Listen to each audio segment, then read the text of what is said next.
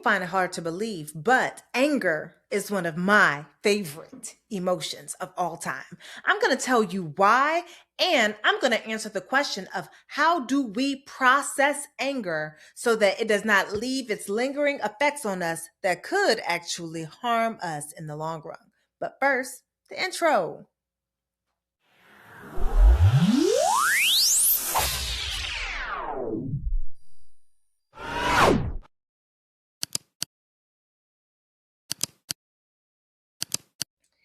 And welcome back to another episode of the Daily Donna with me, your hostess with the mostest, Dr. Donna Oriowo. I am a sex and relationship therapist in the Washington, D.C. metro area, author of Drink Water and Mind Your Business, host of Desire Dialogues podcast, and your anger aficionado. I'll be honest, I didn't think I was actually going to make a video about this. However, a girl was scrolling as she is wont to do on the phone, and Lovey asked the question. She said, people who are great with processing anger, so you don't hold it in your body, how do you do it? And I didn't realize that I had an answer on it until I realized that I had an answer on it. I have, for context, I've been a therapist. I've been doing work in therapy since before 2012, right? And I will say that you get really good at recognizing anger, knowing anger, number one, because a girl was angry and had plenty of things to be angry about. But also, have you ever had a desk fly in your direction? Have you ever had someone to throw a chair near you or around you just in upsetness? You know how people will say, like, they got angry and they threw something, right? And I would say it's because we don't do a great job of slowing down the processes. What we're talking about are thoughts, feelings, and behaviors. So thoughts, feelings, and behaviors, it is a very quick process. And it's one where we often think that just because we felt it, that means then that it must be responded to with usually some outlandish behavior. Now, look, don't get yourself thrown in prison because you don't know how to deal with your anger when it comes.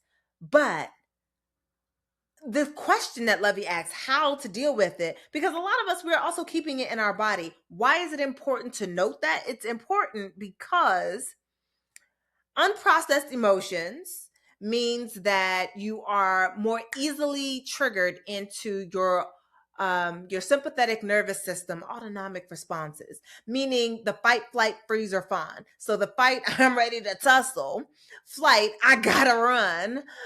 Freeze, I don't know what to do. And fawn, oh, well, you look really nice today, right? And if you are a Black person in America,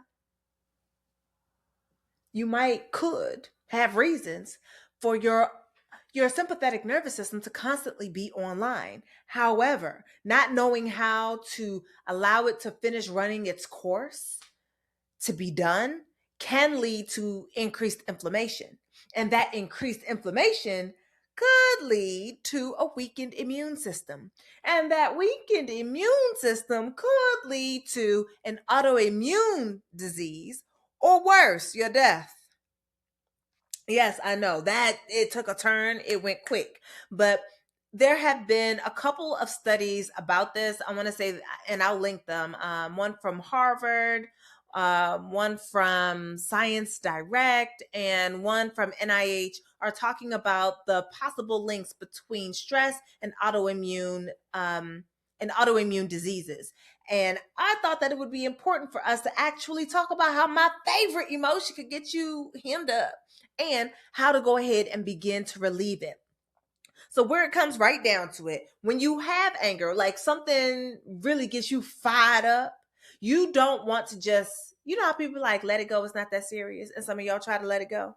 Don't do that. They don't know what they're talking about. Let it go, it's not that serious. It's usually just a way of them dismissing you, probably because they've been dismissed themselves, and of you dismissing yourself if you're doing it to yourself. Chances are you're not angry about one thing, you're angry about multiple things, especially if you believe that the thing you're angry about is small. I usually say, take a step back, let's look at the full context. If you got mad because somebody left a dish in the sink, pause. What are we actually mad at? Yes, the dish in the sink, but what else are we mad at? Where is it about the dish or is it about what we believe is behind the dish? So make some more meaning. Sometimes it's that this person didn't even care enough about how difficult your day had been to do something as simple as load the dishwasher. Sometimes it's that they have repeatedly not helped specifically with the dishes, ignoring your repeated requests that they do something about it. This is how people can unironically say that, oh, they got divorced because of some damn dishes. I'm looking like it wasn't from a one-time dish thing, friend. It was from a multiple repeated disrespect and a lack of seeing, a lack of understanding, a lack of caring, and thus a lack of action that led to somebody ready to blow it up on you. So sometimes the anger in the moment feels disproportional to what happened. But the reality is that you could be mad at a bunch of different things at this time, which is why you are ready to tussle. So let me tell you why anger is one of my favorite emotions. It's one of my favorite because it's so loud. It is very rare that you will find a person who doesn't know that they are angry, right? They will, because it's such a full-bodied experience, right? Like you feel it all in your limbs, you feel it in your racing heart, you feel it in the way your eye sort of twitches a little bit on the left, right? Like you are feeling the fullness of your ire in whatever moments that you're feeling it. And as a result, you are probably better equipped to make a really messed up decision when you have it. That's really the long and short of it. You're really likely to make a really messed up decision because I told you the thoughts, feelings, and behaviors, they are such quick processes that we feel the thing while we're thinking the thing, and then we throw something at somebody or we yell at somebody or we do something that's completely out of pocket. Or worse, you're in a work situation, you're a person of color, you're a woman, you're trying to find a way to save yourself. And so you try to act like the anger doesn't exist and it just sort of stays in there, festering with no release. So, we're going to talk about a couple of ways that you can use to release. I'm going to give you like 5, okay? So, number 1, movement. Get off your ass. Yes, darling. I'm saying dance, jump, cry, shake a pillow. You cannot, shaking pillow syndrome is perfectly legal. You can shake a pillow. Part of the thing is that it expends that extra energy that is locked away in your body that anger tends to give you. Anger has a meaning like any other emotion. And generally speaking, anger is to say, hey, something that has been done feels like a violation for you. It feels like someone has gone a step too far, like someone has now taken something from you, and you're going to feel it in your body that want to take it back, to yell, to scream, to cry about the injustice of it all. Give it room. It does not make you weak. It does not make you a child. It does not make you childish to be able to say, I need to take a moment and go do what you got to do to get some of that energy up out your body.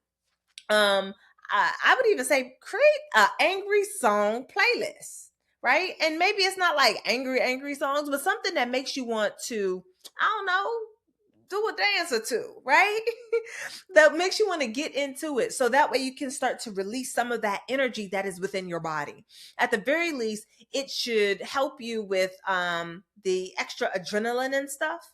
It gives it somewhere to go because there's movement.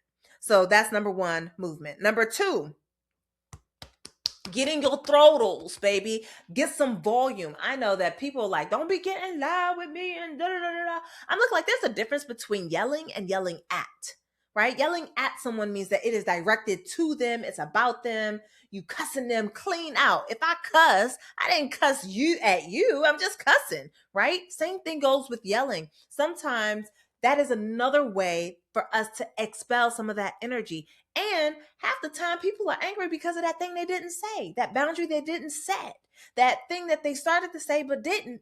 And then they saw someone else did something or violated something and they feeling some type of way about it. If you got it up out your throttle, you might feel a little bit better. So we're going to take a little bit of time to get it up out the throttle. Scream, yell, give a good grunt. Just do something so that you can get it out of there, right? And quite frankly, sometimes it's just giving the anger voice. Being able to say, I feel angry. Right? Whatever it is, being able to take that time and allow your throat to express. Number 3, I know this is a very therapy type answer. Journal. Journal to understand what exactly is going on for you. Journal the process as well, right? Like X happened, then I did X, I thought X, I felt X. Whatever those things are, write them out. Number one, it shows you the journey from the incident to how you went through or how you reacted to the incident. Now, a reaction is that immediate sort of thing. A response is something that you do where you take a beat, you take a moment, and you make a choice. Reactions are not often voluntary. So, right, like if somebody tried to like almost hit my eye, I immediately flinch and put my hand up. That's a reaction. I didn't choose that. It's just something that happened because my body is interested in protecting me by any means necessary, right? And when we are angry and we're feeling some type of way, our bodies can also get into a space where it wants to protect us. It gets big, it gets loud, it gets felt. Something has been a violation. And so you may react, which is not necessarily always the best response. So journaling gives you an idea of, lets you sort of do a mapping of what happened. What happened? Like, what did this other person do? What did you think? What did you feel? And what did you do? I would also say, get you a feelings chart. I'll put this one on the screen so you can go ahead and grab one. But the feelings chart is a great way to know what else is adding fuel. Anger very rarely comes alone. I want to say it again. Anger, unlike some of you, has friends, which means that it very rarely goes alone. Anger is there, yes, but so could be hurt. So could be sadness. So could be, I don't know, let me look around. Guilt. You could be feeling envious. Anger don't like to travel by itself. It's got friends, Booski. And it's bringing the friends on the journey. So a feelings chart can be a great way for you to figure out, okay, the anger I'm feeling feels primary, but what else is hyping it up? What else is telling a story? What else is adding fuel to this anger fire? You need to know. And then the last thing that I suggest is number 5, a body map. So a body map, I told you about a chair flying across the room before. I've had the honor of working with students who had some challenges with anger, both when I was in training to become a therapist and after. And one thing that I found to be super helpful was to walk them through a body map. So a body map is literally what it sounds like. We're mapping the body. Specifically, we're mapping the emotions in the body, but this time we're mapping anger. What happens in your body? What do you notice? Right?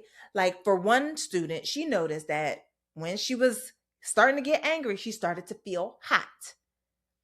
And then she would feel itching in her palms. She had itchy palms and she's doing all of this. And that means that she is in, well, not she, you are in danger of her throwing something at you or anybody else who just happens to be nearby and an easy target. Being able to get her to slow it down to understand what was going on in her body, to be able to map it out. If she got suddenly hot, she's able to tell a teacher by way of like, hey, a timeout. I'm gonna need one. I'm getting there, right? If the hands got itchy, teachers also knew to look out for it because I didn't want this person to be out of class. We just need to make sure that they and everybody else was safe. So, itchy palms, she doing this. It's time to give a small break. She need a break before she breaks something. And knowing that for yourself is also good for you so that you can better understand what's going on in your body. It's a mind, body, emotional, spiritual, et cetera, connection. A lot of us are mad disconnected from our bodies. Our bodies are telling a story all day long that none of us can actually understand because we don't know what our body is doing when we're feeling whatever it is that we're feeling. This is a way for you to jump back in. And if you can body map not just anger, but the cousins, the ones that came in to fuel the fight, it does an even better job of giving you warning signs before you get there. So that for our information, that was movement, that was using our throat, saying what needs to be said, that was journaling what our understanding is, using a feelings chart as a way to help us out. That was also body mapping the anger and its cousin.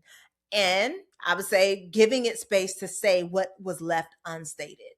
Let your throat talk. Let that itchy palm tell you what's going on. I want to slap somebody. Why do you want to slap somebody? I want to slap somebody because they was disrespectful. How did they disrespect you? How did it feel when you were disrespected? I felt hurt. Whatever it is, it gets to have a full closed out loop.